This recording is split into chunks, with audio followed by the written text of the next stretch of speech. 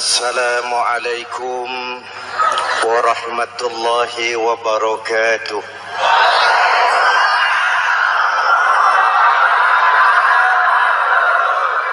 Alhamdulillahillazi ja'ala ramadhana syahra siyami lil mu'minin.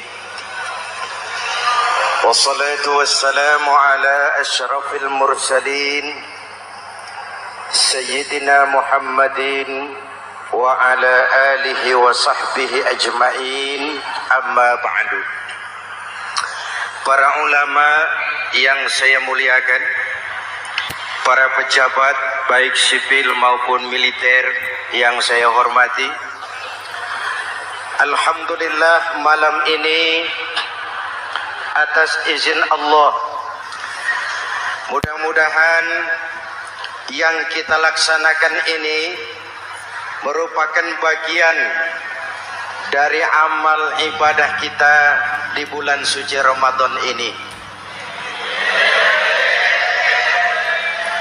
Hadirin, reformasi terbesar adalah reformasi yang dilakukan oleh baginda Nabi besar Muhammad sallallahu alaihi wasallam.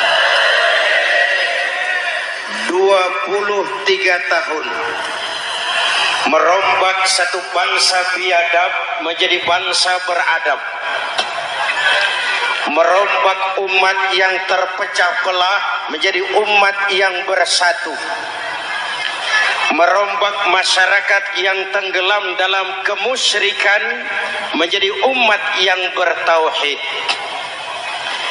Reformasi besar apa yang dilaksanakan oleh Rasul dan apa hubungannya dengan kita sekarang? Ini yang ingin saya sampaikan malam ini. Pertama, beliau melaksanakan reformasi akidah,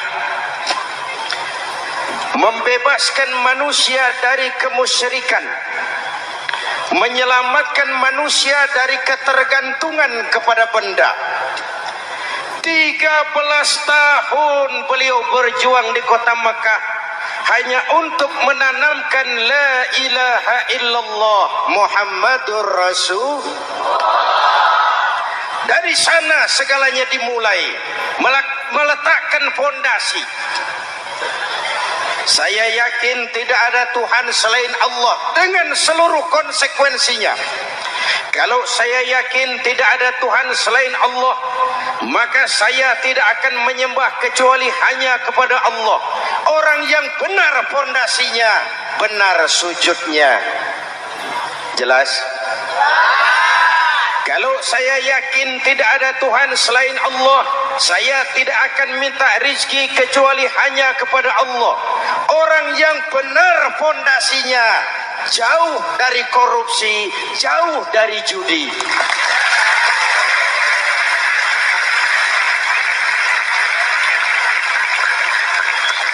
Kalau saya yakin tidak ada Tuhan selain Allah, saya tidak akan menggantungkan hidup kecuali hanya kepada Allah. Saya tidak akan melarikan persoalan kecuali hanya kepada Allah. Saya tidak akan pernah takut kecuali hanya kepada Allah. Saya tidak akan minta tolong kecuali hanya kepada Allah. Inilah generator yang membangkitkan seluruh nilai-nilai amal kita. Kita puasa, kita sujud, kita jihad, itu kan karena nilai iman. Betul? Imannya tidak kelihatan, yang kelihatan gejalanya. Mic ini berbunyi karena ada strom. Percaya apa tidak? Kelihatan stromnya? Kok tahu ada strom dari mana? Dari bunyi. Ada suaranya itu, ada stromnya. Kenapa? Bunyi. Lampu menyala karena ada strom. Kipas angin berputar karena ada strom. Betul? Jadi kalau ada strom bunyi dong. Kalau ada strom lampunya nyala dong. Kalau ada strom kipas anginnya muter dong. Artinya apa? Kalau ada iman sujud dong. Kalau ada iman jihad. Sudah dang dong.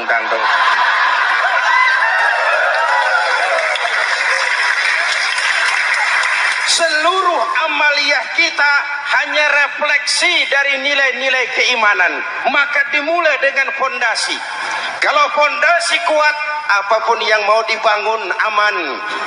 Kalau fondasi rapuh, apa yang mau dibangun di atas fondasi yang rapuh? Karena itu, dengan tabligh akbar ini pesan pertama saya, mari jaga nilai-nilai iman kita. Kita masih bergelut dengan zaman susah. Judi kembali merebak.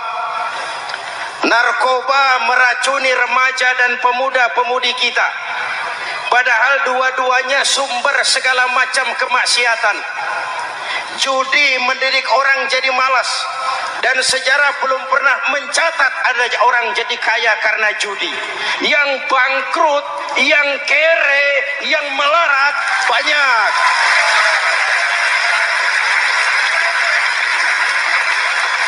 Makanya saya bersyukur di sini nggak ada yang judi. Nggak ada, mana saya nggak lihat di sini. Entahlah kalau di luar sini.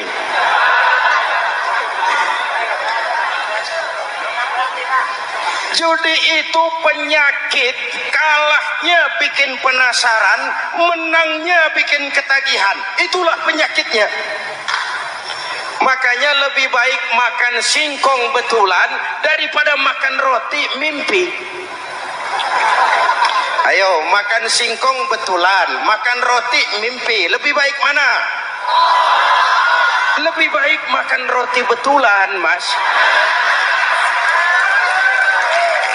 Maksud saya uang 4-5 ribu rupiah itu daripada belikan togel, daripada dibelikan pakong, daripada dibelikan macam-macam undian judi, lebih baik dibelikan beras, makan sama-sama. Hadirin yang saya hormati, karena iman kita hidup, untuk iman kita berjuang, dalam iman kita ingin kembali menghadap Allah Subhanahu. Dahulu pun orang-orang tua kita berjuang memerdekakan negeri tercinta ini. Apa faktor penggerak utamanya? Iman. Imanlah yang mengajarkan orang-orang tua kita hubbul watan minal iman. Cinta tanah air bagian daripada iman. Lah, tanah air kita kan bukan Aljazair. Tanah air kita bukan Palestina. Tanah air kita bukan Mesir. Tanah air kita mencintai Indonesia bagian daripada iman. Yang datang menjajah kebetulan kafir. Nah ini, bertemulah cinta tanah air dengan semangat jihad yang diajarkan agama. Lalu bangkitlah para ulama, bangkitlah para kiai, bangkitlah para santri, berjuang memerdekakan negara tercinta ini. Saya tanya lagi, orang-orang tua kita dahulu berjuang melawan penjajah, senjatanya apa? Bambu runcing. Jenderal mana mau taruhan bambu runcing merdeka melawan tank? Bambu runcing merdeka melawan meriam. Bambu runcing merdeka melawan tentara-tentara profesional yang terlatih dengan baik. Menurut logika tidak mungkin. Menurut kebiasaan tidak bisa. Menurut rasio impossible. Entoh nyatanya kita merdeka. Lalu para pendiri Indonesia dengan jujur mencantumkan dalam mukaddimah Undang-Undang Dasar Negara kita kalimat yang berbunyi, dengan berkat rahmat Allah yang Maha Kuasa. Ada tidak itu dalam pembukaan Undang-Undang Dasar? Ada apa tidak? Pokoknya biar belum pernah baca, ada, gitu saja sudah, biar lancar urusan. Saya yakin kalimat ini bukan lipstick, not decoration only. Kalimat ini pengakuan moral, pengakuan batin yang sangat jujur dari para pendiri Indonesia bahwa Allah campur tangan dalam proses kemerdekaan. Kalau tidak, nggak ada ceritanya bambu runcing merdeka melawan tank.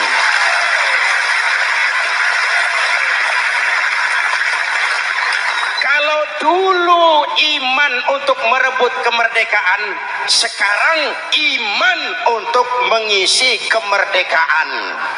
Betul? Betul? Karena itu jaga nilai-nilai iman, jangan tidur. Kita sudah berhasil melaksanakan pemilu. Sidang umum MPR sudah digelar. Pemerintahan baru sudah terbentuk. Itu kita pilih bersama. Kita dukung bersama. Mendukung itu tidak harus selalu iya. Kula nuwun semohon dawuh kumaha juragan wae oke bos. Mendukung tidak harus selalu iya. Mendukung juga memberikan saran, kritik, perbaikan. Kenapa?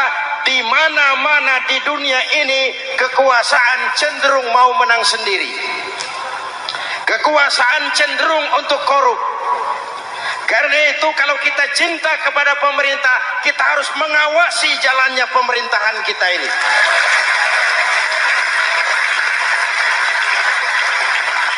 Pengalaman ketika Orde Baru berdiri, kita percaya, kita serahkan penuh, lalu kita tidur.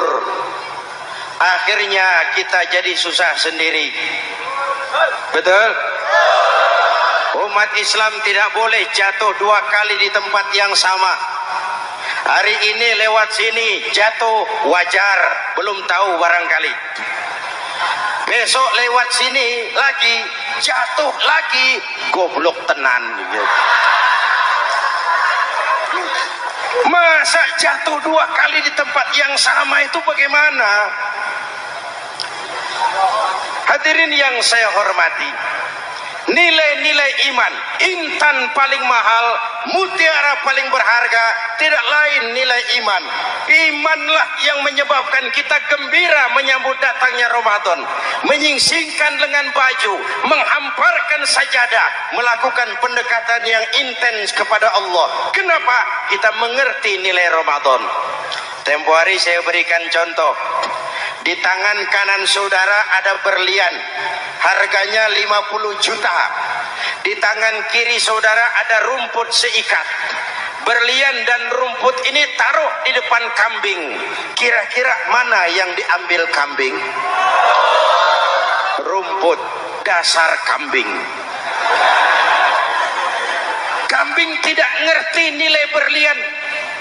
Padahal kalau kambing sedikit mau pakai otak.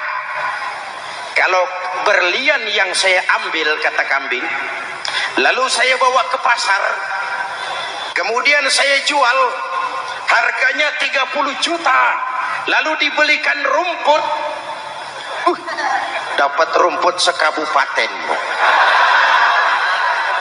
Tapi kambing tidak ngerti nilai berlian, yang kambing tahu cuma rumput.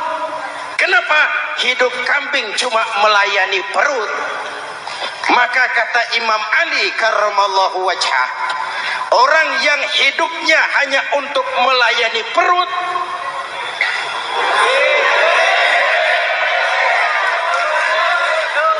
saudara yang ngomong ya, tanggung jawab. Saya kan cuma mulai, kenapa diterusin?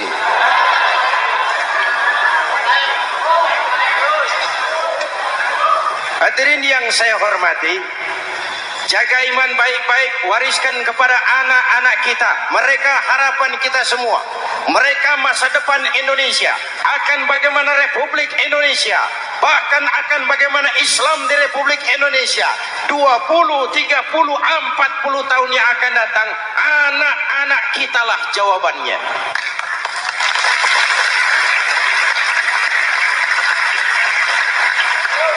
Mereka mau jadi apa, persilahkan, asal iman merupakan landasan hidupnya.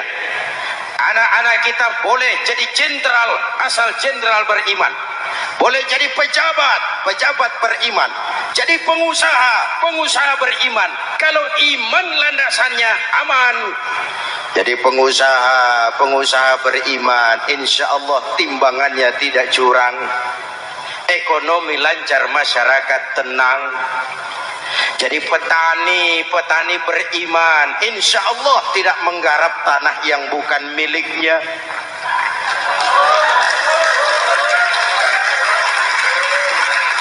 Jadi pejabat, pejabat beriman, insya Allah korupsinya sedikit.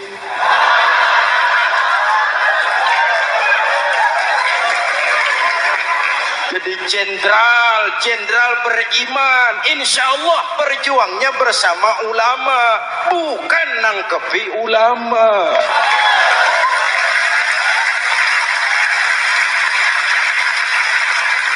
Jadi teknokrat, teknokrat beriman, jadi pengusaha, pengusaha beriman, jadi seniman, seniman beriman, jadi maling. Nggak ada, mana ada maling beriman.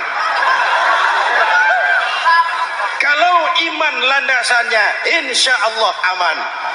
Ini yang pertama. Yang kedua, baginda Nabi melaksanakan reformasi sosial. Berupa apa? Membebaskan manusia dari ras diskriminasi, mengikat manusia dengan tali akidah. Diciptakan kita dari laki-laki dan perempuan, dijadikan kita bersuku-suku dan berbangsa-bangsa. Bahkan Quran memulai dengan kalimat syu'ub, wa ja'alnakum syu'uban wa qabaila. Kami jadikan kamu berbangsa-bangsa dan bersuku-suku agar kamu saling mengenal satu dengan yang lain. Saya ingin mengulangi imbauan saya, mari kita tingkatkan kerukunan. 3 macam kerukunan. Pertama, rukun antar umat seagama. Sesama muslim harus rukun. Ya Pak? Ya Bu?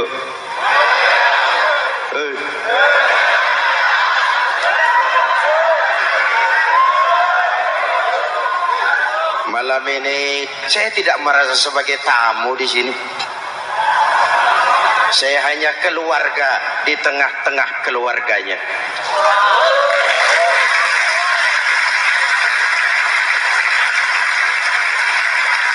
Di sepanjang Jawa kah saya, ke Sumatera kah saya, ke Kalimantan saya, ke Sulawesi saya, ke Irian Jaya saya, kemana saja saya pergi, di mana saja saya berada, saya hanya keluarga di tengah keluarganya. Sebagai muslim kita terikat akidah, sebagai bangsa kita punya komitmen, kita ingin bersatu nusa, satu bangsa, satu. Inilah kita. Hadirin yang saya hormati, rukun antar umat seagama. Hura-hura pemilu sudah lewat, ekses-eksesnya harus kita hilangkan.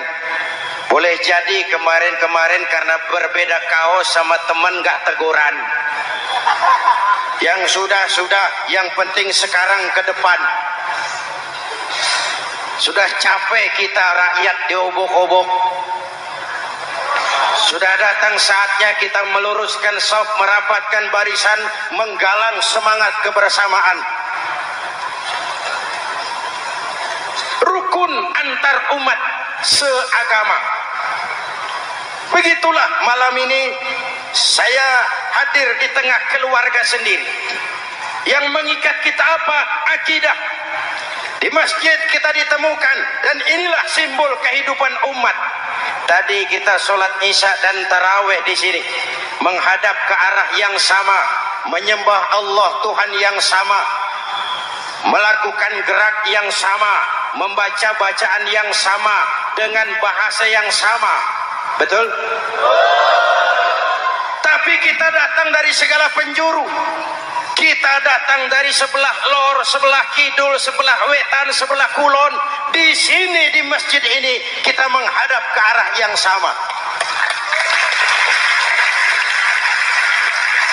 Kita yang hadir di sini boleh jadi ada yang dari Sumatera, Kalimantan, Sulawesi, Irian Jaya, tapi kita adalah Indonesia. Jelas? Jelas? Saya sering kasih contoh, coba kalau sholat pakai bahasa masing-masing, ramai masjid, bingung malaikat. Ini Indonesia ramai karena tiap provinsi sholat pakai bahasa masing-masing. Kalau Riau bicara sendiri, Ambon bicara sendiri, Aceh bicara sendiri, Irian bicara sendiri, ramai masjid. Jelas? Jelas? Yang imam pakai bahasa Indonesia, takbir, Tuhan yang maha besar. Gagah sekali, bingung malaikat. Kembali kita kalau sholat pakai bahasa masing-masing. Betapa ramainya masjid. Itu cermin dari bangsa yang tidak bisa menjaga kesatuan dan persatuan. Uni Soviet almarhum al-mal'un itu negara adidaya, negara adikuasa, bersama-sama dengan Amerika menjadi polisi dunia. Tetapi kemudian dihantam oleh glasnost yang kebablasan. Gorbachev terpental, Soviet pecah jadi negara kecil berkeping-keping. Mimpi mengembalikan Soviet seperti dulu. Begitulah kalau kita biarkan benih-benih disintegrasi ini terus berkembang, tidak ada lem perekat, maka kita akan pecah berkeping-keping dan kita akan jadi satu bangsa yang kecil. Oleh karena itu, yang pertama, jaga kerukunan antar umat seagama. Berbeda pendapat boleh, berpecah belah jangan. Berbeda partai oke, tapi berbeda dalam wawasan bernegara jangan. Jujur saja, saya kemarin musim pemilu itu sudah agak pesimis melihat, batin saya menjerit, ya Allah, kenapa umat jadi begini? Kenapa umat harus terkotak-kotak? Terlalu banyak partai-partai Islam waktu itu, 20 lebih. Begitu sidang umum MPR berjalan, saya mulai melihat titik optimisme. Ada yang mengkristal, di mana orang tidak lagi melihat partainya, tetapi melihat nilai-nilai imannya. Itulah yang memang utama buat kita.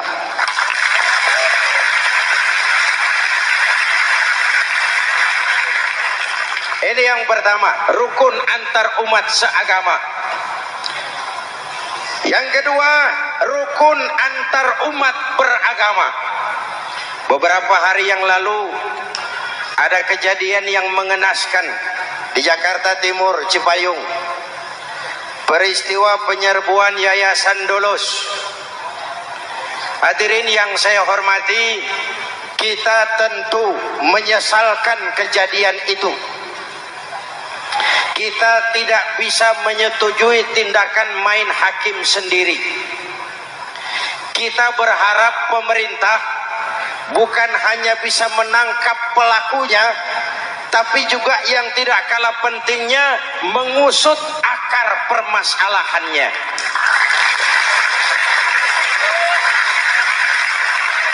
Kenapa itu terjadi? Kalau cuma pelakunya yang ditangkap, akar permasalahannya tidak selesai, saya khawatir terulang lagi di tempat lain. Inilah yang terpenting, menjaga kerukunan antar umat beragama, saling menghormati, saling menghargai. Jangan melakukan kamuflase, Jangan melakukan tindakan-tindakan yang rawan dan peka. Misalnya umat Islam membangun masjid di tengah perkampungan orang Kristen, padahal tidak ada Islamnya di situ. Itu bisa menimbulkan kerawanan. Atau sebaliknya, membangun gereja di tengah perkampungan umat Islam yang tidak ada Kristennya di situ.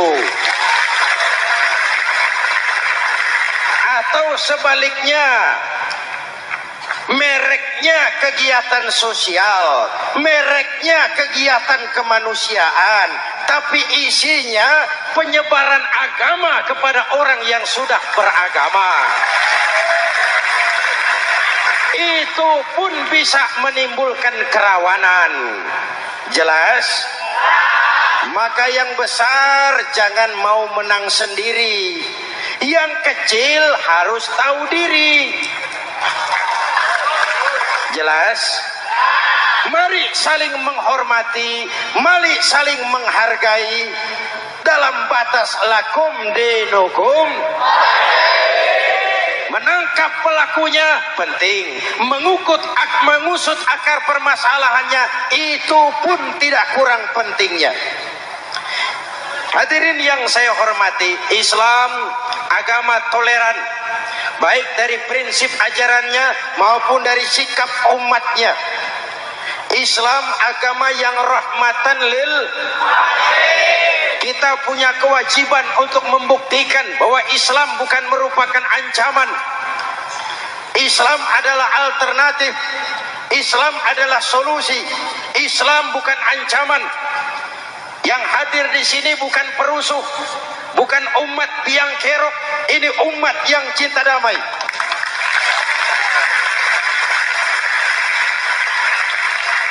Ini umat yang tidak pernah mencari-cari musuh, tapi juga tidak akan pernah lari kalau bertemu musuh. Mari kita jaga kerukunan antar umat beragama. Jangan sampai peristiwa Dolos terulang lagi di tempat-tempat lain. Saling menghargai, saling menghormati. Jangan main hakim sendiri, tapi juga jangan mau menang sendiri. Hadirin yang saya hormati, dengan menjaga kerukunan antar umat beragama, akar keutuhan kita sebagai bangsa semakin terpelihara. Lalu yang ketiga, rukun antar umat beragama dengan pemerintah. Tadi kita sholat di sini ada imam, ada makmum, betul? Kalau makmum siapa saja boleh, Mas. Tidak ada pemilihan makmum. Fikih itu ketat kalau sudah memilih imam. Nih makmum siapa saja. Pak, itu orang pemabuk itu, boleh jadi makmum. Suka mencuri, Pak, boleh jadi makmum. Bacaannya tidak fasih, boleh jadi makmum. Ketinggalan satu rakaat, boleh jadi makmum. Tapi tidak tiap orang boleh jadi imam. Kenapa? Imam mau mimpin orang banyak. Kalau dia bodoh, bagaimana nasib makmumnya?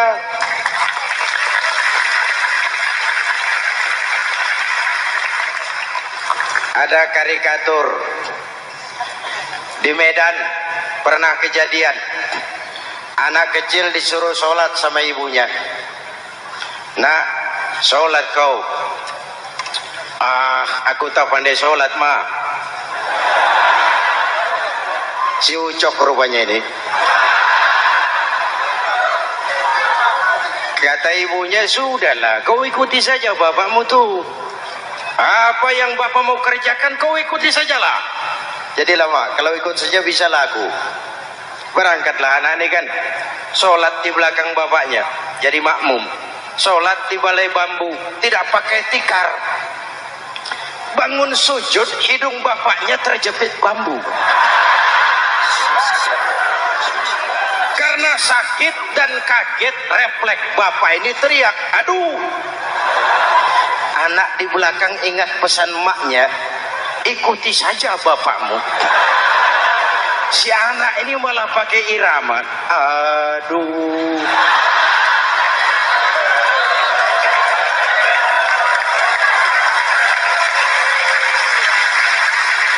Lah, ada yang lebih gendeng lagi. Mendengar anaknya mengadu, bapaknya menoleh ke belakang. Kata bapaknya, kau kejepit juga cok katanya. Sholat jadi ngobrol. Kalau makmum dan imam sama bodohnya, rusak sholat ini.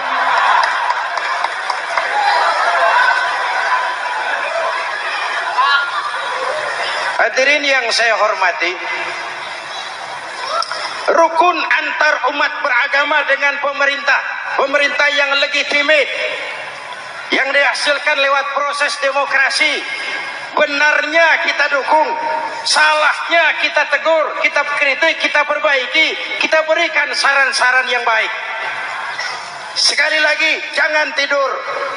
Sudah lewat masanya. Kemarin kita menghadapi satu masa yang penuh krusial. Sudah datang saatnya kita bersama-sama bahu-membahu mengatasi kesulitan besar yang tengah kita hadapi sekarang ini.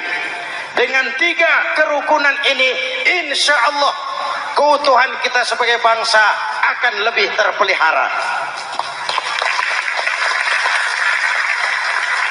Ini reformasi kedua. Dalam konteks kita sekarang menjaga semangat kebersamaan. Saya sering mempopulerkan di masyarakat kita, umat Islam bangsa Indonesia seperti 5 jari ini. Kalau kompak, apa yang tidak terpegang? Tapi kalau berpecah belah, apa yang mau dipegang? Yang ini namanya ibu jari. Umaro ini, pemerintah. Kerja apa saja kalau sudah diginikan pemerintah, lumayan. Diginikan kiamat. Legalitas. Umaro. Yang ini telunjuk, alat untuk menunjuk. Ini orang yang punya uang, orang kaya, para pengusaha, investor. Kita perlu untuk memulihkan roda perekonomian kita. Di mana-mana kalau orang sugih nunjuk, lancar urusan, Pak. Coba kita yang melarat nunjuk-nunjuk ini, nggak laku. Makanya kata orang, serba salah jadi orang susah, tapi lebih susah jadi orang serba salah. Serba salah jadi orang susah, tapi lebih susah jadi orang serba salah. Telunjuk. Yang ini cari tengah lah ini. Di tengah dia, ke kanan tidak, ke kiri tidak. Milik semua golongan ini, netral. Siapa ini? TNI. Siapa ini? Cendekiawan. Siapa ini? Ulama idealnya ini. Milik semua. Tidak kemana-mana, tapi ada di mana-mana. Gak bisa diajak suitan ini. Gak ada anak-anak main kelereng, suitnya begitu itu gak ada.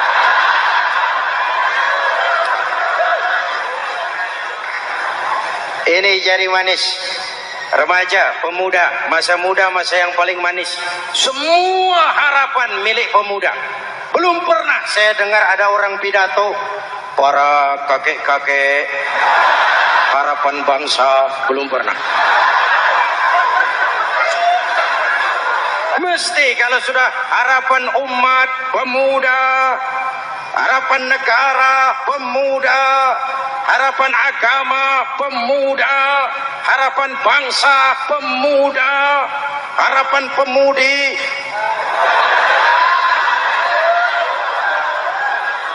Jari manis. Yang ini kelingking, jari paling kecil ini. Ini kaum wanita ini. Perempuan. Kecil tapi mantap.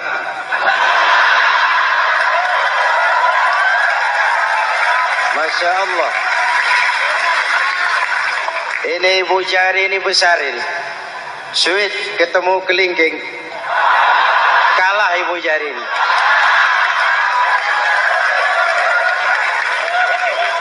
Di mana-mana kekuasaan sering kalah sama perempuan. Siapa yang mendorong-dorong Nabi Adam memetik pohon buah khuldi? Kelingking. Kelingking. Kelingking. Julius Caesar tunduk kepada Cleopatra. Siapa Cleopatra? Kelingking. Napoleon, singa daratan Eropa, the Lion of Europe, luas kekuasaannya, hebat tentaranya, bertekuk lutut di bawah kaki Margaret Josephine. Kelingking.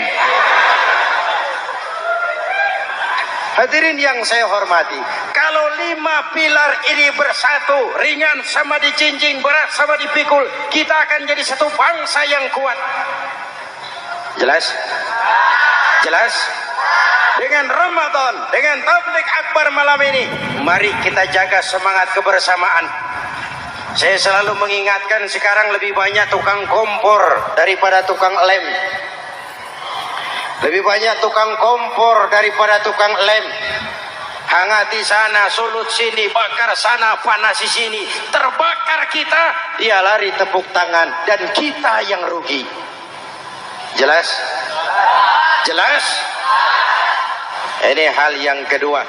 Reformasi sosial mengikat manusia dengan tali akidah, mempersaudarakan manusia dari manapun orang datang, apapun warna kulitnya, dari suku apapun ia dilahirkan, kalau akidahnya sama, itulah saudara kita.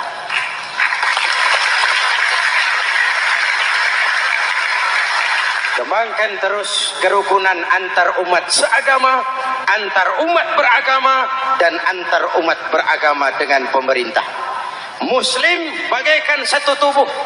Jikalau yang satu sakit, yang lain ikut merasakan sakit. Muslim bagaikan sebuah bangunan, yang satu sama lain harus saling memperkuat. Ada yang jadi tiang, tentu. Ada yang jadi pintu, memang.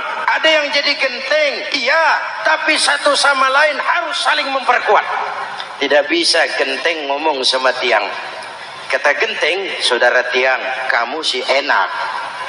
Saya setengah mati, kata genteng. Hujan kehujanan, panas kepanasan. Kadang-kadang anak-anak nakal saya dilontari batu, kata genteng. Yang jadi tiang ngomong lagi, kata tiang, saudara genteng, jangan sembarangan kalau ngomong. Kamu kira kamu bisa nongkrong di atas? Itu gara-gara siapa, genteng? Aku yang topang dari bawah, kata tiang. Kamu jadi anggota DPR, jadi anggota MPR, jadi pejabat, kami rakyat yang angkat.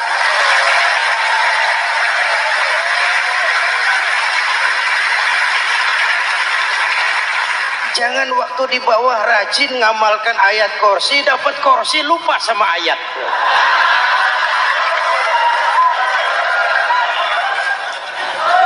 Mari ringan sama kita jinjing, berat sama kita pikul, duduk ya kita sama rendah, berdiri kita sama tegak. Tidak ada warga negara kelas 1 di Republik ini.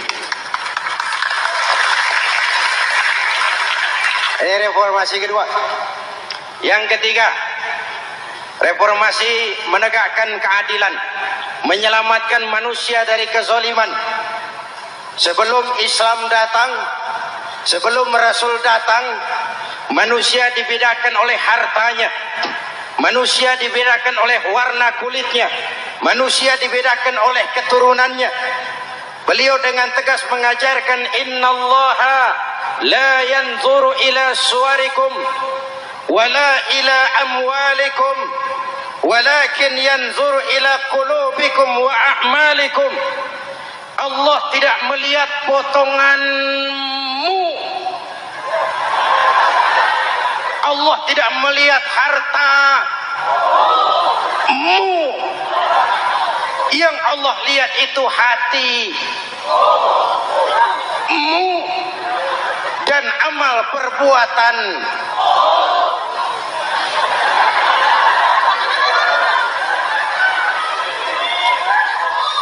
Perjuangan menegakkan keadilan. Hadirin yang saya hormati, itulah yang menyebabkan reformasi kita menggelinding. menuntut keadilan, baik keadilan di bidang politik, keadilan di bidang ekonomi, keadilan di bidang hukum. Nabi pernah mengingatkan, hakim, kata Nabi, itu ada 3 macam. Al-qudatu salasatun. Hakim ada 3 macam. 1 di surga, 2 di neraka. Hadirin yang saya hormati, siapa yang hakim ke surga itu? Ada hakim yang tahu tentang kebenaran, lalu siap melaksanakan kebenaran itu, menghukum dengan kebenaran apapun resikonya, walaupun dimusuhi atasannya, walaupun bertentangan dengan nuraninya, karena itu orang yang dia sukai, tapi dia tetap melaksanakan hukum. Hakim yang mengerti tentang kebenaran sesuatu lalu melaksanakan hukum dengan kebenaran itu yang akan sampai ke surga.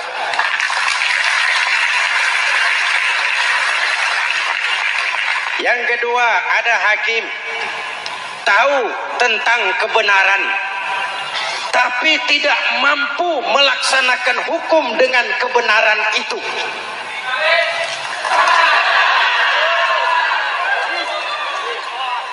Tahu sesuatu itu benar tetapi tidak punya nurani untuk membela kebenaran,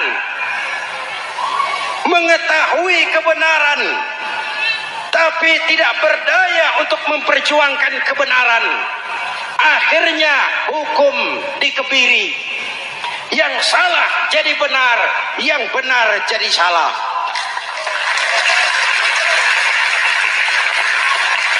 Itulah realita yang kita rasakan selama ini. Yang baca Quran dengan suara merdu dapat piala, yang mengamalkan Quran dengan konsekuen dapat penjara, yang berteriak-teriak menegakkan keadilan dianggap aneh, yang korupsi habis-habisan hidup terhormat.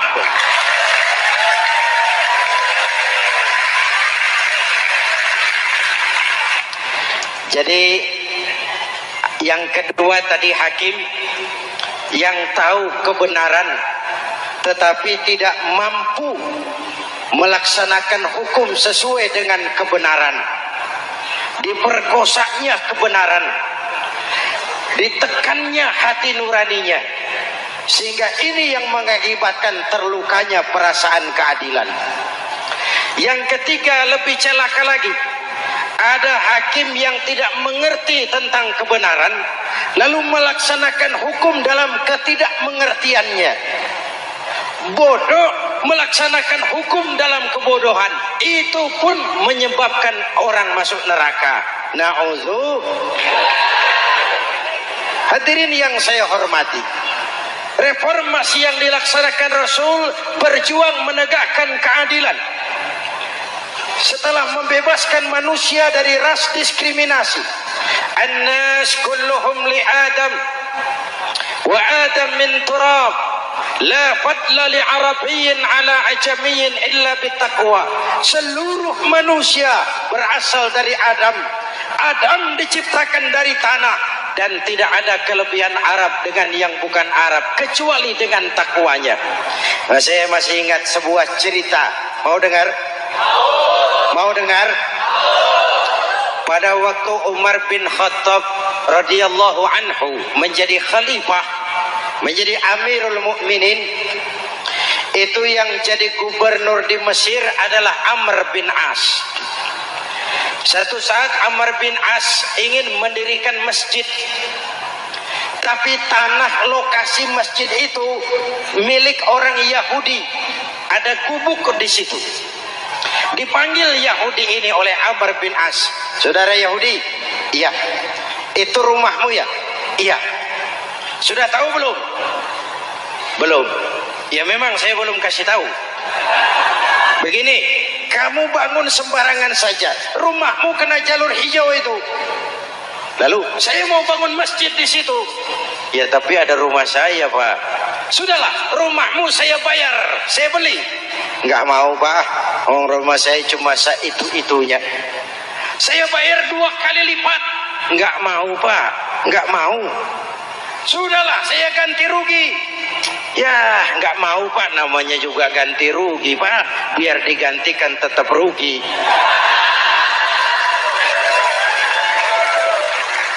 Mangkel Amr bin As ini wong cilik kok bertingkah amat. Si amat aja nggak bertingkah. Panggil Kamtib. Hei, Gusur. Ditarik rumah Yahudi ini, ambrol. Menitiskan air mata si Yahudi di sudut kehidupan. Begini wong cilik ini sudah jatuh tertimpa tangga. Rumah cuma sak gubuk-gubuknya diderek oleh petugas. Pikir-pikir Amr bin As kan cuma gubernur, di atasnya kan masih ada khalifah Umar bin Khattab. Saya mau lapor ke pusat. Berangkat Yahudi ini dari Mesir menuju Madinah. Berhari-hari berjalan, sambil jalan sambil berpikir, ini nanti kalau saya laporan kepada khalifah, apa pengaduan saya diterima? Wong saya rakyat kecil, lagian Yahudi, sementara yang menggusur saya ini gubernurnya sendiri. Terus dia berjalan sampai di kota Madinah. Lewat tengah hari dia mulai cari-cari. Ada orang, ketemu orang sedang tidur di bawah pohon korma. Selamat siang Pak. Siang. Saya mau numpang tanya Pak. Tanya apa? Bapak tahu Khalifah Umar bin Khattab? Tahu. Istananya di mana Pak? Istananya di atas lumpur. Di atas lumpur? Iya. Pakaian kebesarannya apa Pak? Sutra? Bukan. Pakaian kebesarannya malu dan takwa. Pengawalnya banyak Pak? Banyak. Berapa peleton? Pengawalnya yatim, orang jompo, kelompok mustad'afin, orang-orang lemah, janda-janda tua.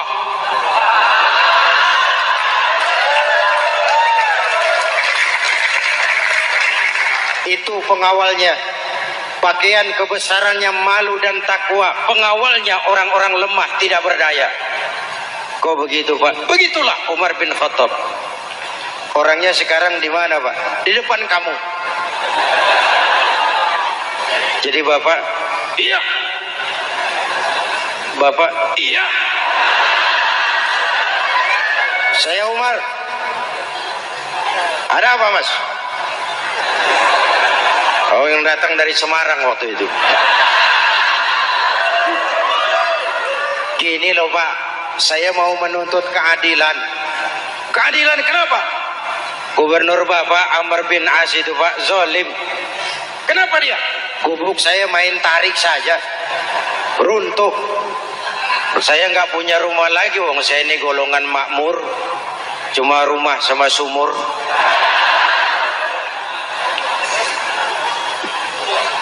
Lalu untuk apa? Katanya dia mau bangun masjid di situ Pak. Dipaksanya rumah kamu ditarik sampai runtuh. Iya. Yahudi. Ya Pak. Itu ada tempat sampah ya.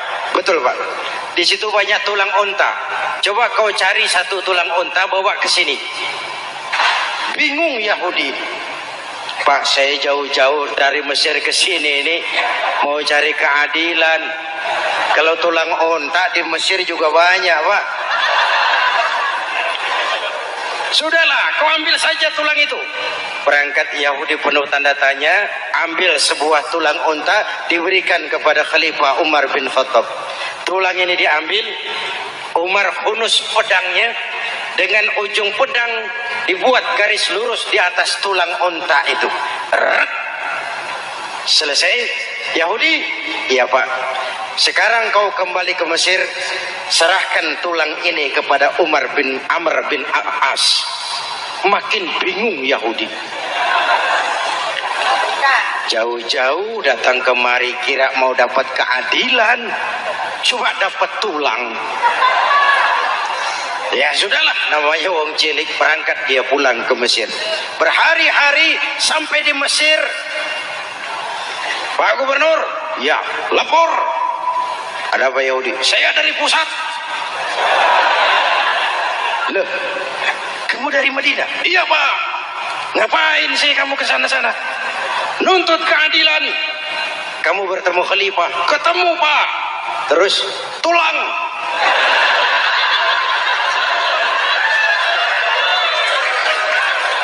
Ini loh Pak, salam dari beliau, tulang. Apa maksudnya? Aku nggak ngerti lah itu Pak. Goreng. Diambil tulang itu.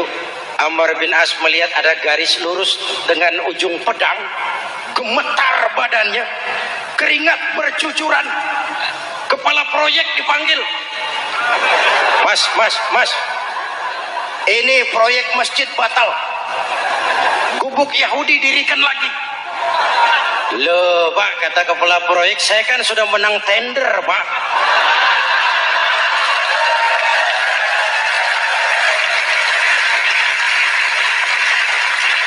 Wes, gak ada urusan. Sampean mau menang mau kalah tender, proyek batal. Itu gubuknya Yahudi dirikan lagi. Yahudi makin bingung. Ada gubernur dapat tulang gemeter. Pak Gub, ya, sebenarnya apa yang terjadi? Apa-apa?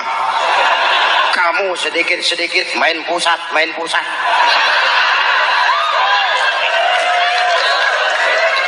Bu, yang ngomong dulu toh. Ya kan awalnya saya sudah ngomong Pak, tapi gubuk saya tetap ditarik. Percuma ya saya ke pusat Pak. Saya dapat teguran keras dari khalifah. Tahu kau apa artinya ini? Seolah beliau berkata, "Hei Amr bin As, jangan mentang-mentang sedang berkuasa kau bertindak seenakmu. Berlaku lurus dan adillah kamu seperti lurusnya garis di atas tulang ini."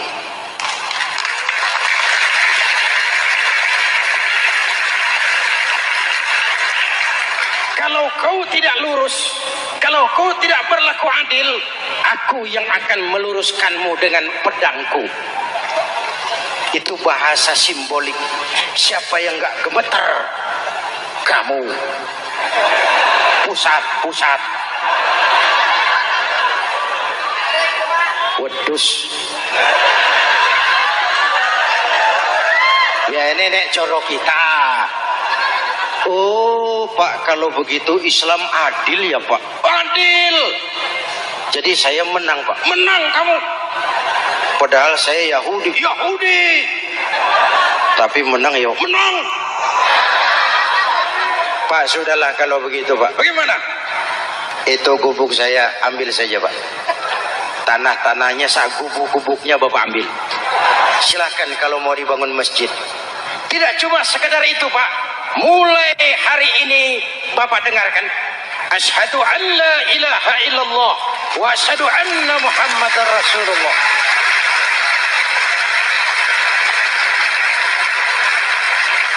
Yahudi bisa menang perkara menghadapi gubernur. Kalau ini terjadi di Indonesia,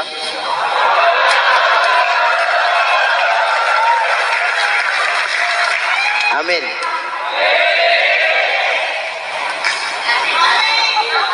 Oke, lalu siapa pemimpin adil itu? Setiap kita kan pemimpin. Presiden pemimpin di negaranya, gubernur pemimpin di provinsinya, bupati pemimpin di kabupatennya, Pak Camat pemimpin kecamatannya, Pak Lurah pemimpin di kelurahannya, suami pemimpin di rumah tangganya, anak muda pemimpin bagi dirinya. Dan setiap kita akan dimintakan tanggung jawab. Anak muda pemimpin buat dirinya, nanti diminta tanggung jawab. Hei, kakimu kau bawa jalan kemana? Tanganmu ngambil apa? Lidahmu bicara apa? Matamu menteleng. Apa yang dilihat? seluruhnya akan dimintakan pertanggungan jawab.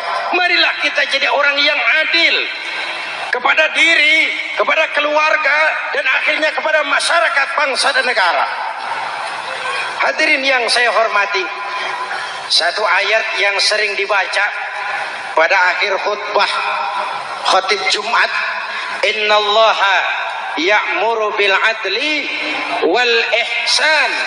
Allah memerintahkan kamu berlaku adil dan berbuat ihsan. Tidak sekadar adil tapi ihsan. Ihsan nilainya lebih tinggi dari adil. Contoh, nak, tolong taruh telur itu di pinggir meja. Anak yang adil apa adanya, ditaruh telur di pinggir meja. Anak yang ihsan lain. Lah iya, perintahnya sih di pinggir meja, tapi kalau pas di pinggir meja kan jatuh ke bawah, ke tengah sedikit. Ini ihsan. Oleh karena itu, mari, perjuangan menegakkan keadilan masih panjang. Jalannya tidak lurus bertabur bunga, menanjak, menurun, banyak onak dan duri. Namun seperti yang dikatakan seorang tokoh, masih Napoleon, kalau ada 1000 orang penegak keadilan, saya satu dari yang 1000 itu. Kalau ada 100 penegak keadilan, saya juga satu dari yang 100 itu. Kalau ada 10 orang menegakkan keadilan, saya juga satu dari yang 10 itu. Kalau hanya 1 orang yang menegakkan keadilan, maka sayalah yang 1 itu.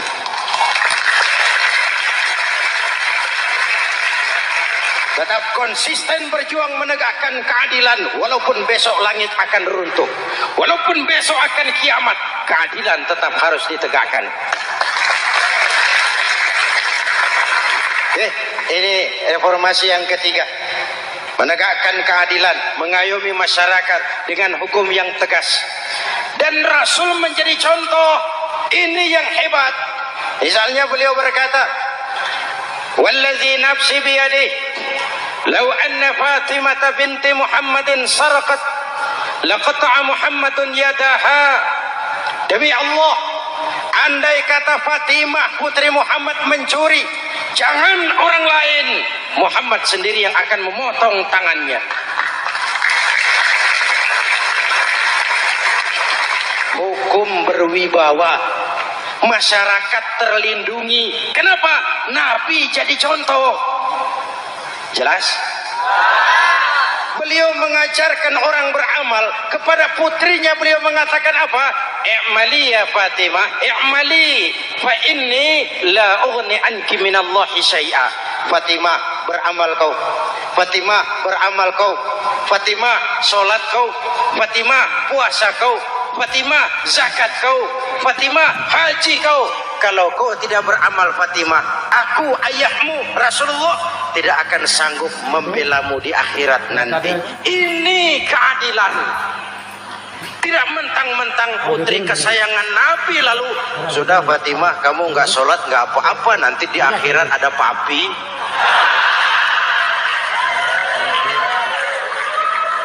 Jauh dari semangat nepotisme. Putri beliau sendiri ditekankan, i'mali ya Fatimah wa inni la ughni anki minallahi syai'a. Beramal kau Fatimah, kalau kau tidak beramal, aku ayahmu tidak akan sanggup membela kamu di akhirat nanti. Inilah inti dari nilai keadilan. Jauh dari nepotisme, apalagi kolusi. Hadirin yang saya hormati, lalu saya masuk kepada yang keempat. Reformasi keempat yang dilaksanakan oleh baginda Rasul, menyelamatkan manusia dari gaya hidup sekuler, menyelamatkan manusia dari gaya hidup materialis, mengajarkan keseimbangan. Ada hidup sesudah mati, ada akhirat sesudah dunia. Betul? Betul? Kalau saja tidak ada hidup sesudah mati, kalau saja tidak ada akhirat sesudah dunia, persilahkan hiduplah saenae.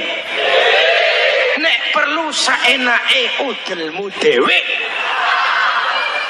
Sayang. Ada hidup sesudah mati, ada akhirat sesudah dunia. Ini semua calon-calon jenazah.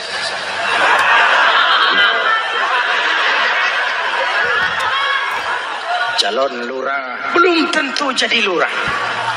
Calon gubernur, yang antri panjang. Calon menteri, mimpi. Calon jenazah pasti. Betul? Karena ada hidup sesudah mati, ada akhirat sesudah dunia. Ini jadi rem. Saya kepengen kaya, tapi kalau menipu orang bagaimana dikubur? Saya kepengen naik pangkat, tapi kalau memfitnah orang bagaimana di akhirat? Melahirkan disiplin. Tujuan keyakinan akhirat mewarnai cara kita hidup di dunia. Hadirin, mari kita berdoa. Semoga semua yang hadir di sini dikuatkan iman dan Islam, dikokohkan kesatuan dan persatuan, dimurahkan rezeki untuk meningkatkan ibadah. Al-Fatihah. Bismillahirrahmanirrahim. Alhamdulillahirabbil alamin. Ar-Rahmanir Rahim. Maliki yaumiddin. Iyyaka na'budu wa iyyaka nasta'in. Ihdinas siratal mustaqim. Siratal ladzina an'amta 'alaihim ghairil maghdubi 'alaihim waladdallin. Amin. Nanti di akhir doa sama-sama kita kumandangkan kalimat tauhid. Bismillahirrahmanirrahim. Amin. Alhamdulillahi Rabbil Alamin. Allahumma salli wa sallim mubarak ala Sayyidina Muhammadin wa ala alihi wa sahbihi ajma'in.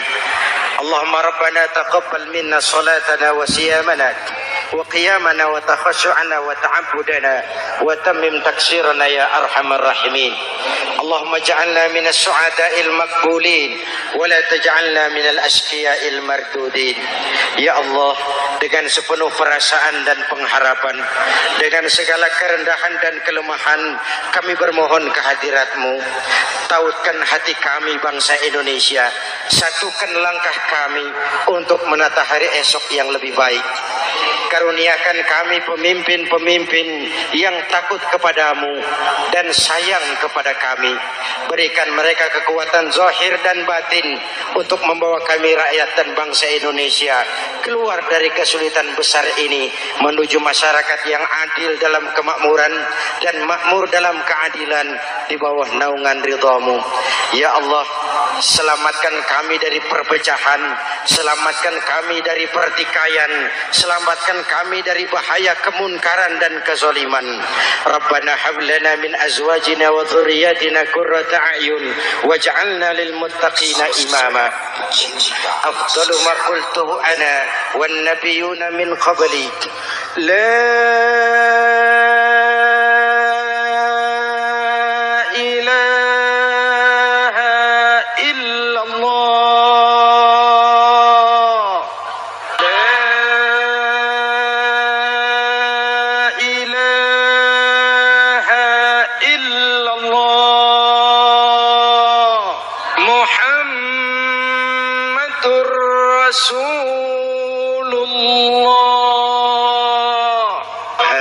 sallallahu alaihi wa alihi wa sallam kalimatu haqqin 'alaiha nahya wa 'alaiha namut.